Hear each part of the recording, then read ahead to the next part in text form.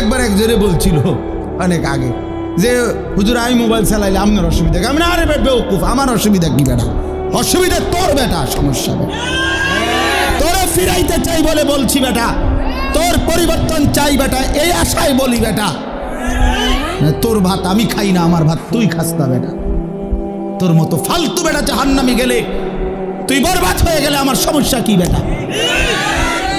এজন্য চরিত্রহীন লম্পট ছেলে মনে রাখো, তোমার মতো অপদার্থ যদি জাহান্নামী হয় তো আল্লাহ তাআলার জান্নাতে যাওয়া বান্দার অভাব পড়ে নাই। দেখো নারী, দেখো ছবি, দেখো এটা উলঙ্গ দৃশ্য, তোর মতো ফালতুরে গণার ধরবার টাইমও তো নাই বেটা। অসুবিধা কি? কত নাফরমান আইলো গেল এই পৃথিবীতে, ইসলাম তো কিচ্ছু হয় না।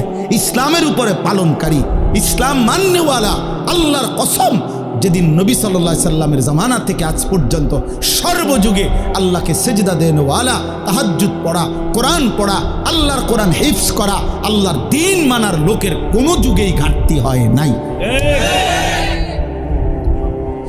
হবেও না ইনশাআল্লাহ। তো কামে লাগলে তোমার লাভ, তুমি বরবাদ হইলে কার কি সমস্যা? আমাদের কি সমস্যা? আমার কি সমস্যা বেটা? বেউকুফ, তোর সমস্যা বেটা, তোর সমস্যা।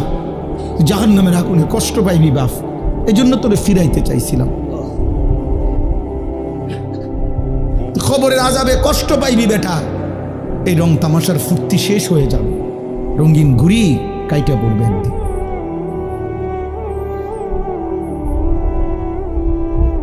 রঙিন ঘুড়ি একদিন কাইটা পড়বে, এই চুলের পেখম একদিন কেউ দেখবে না,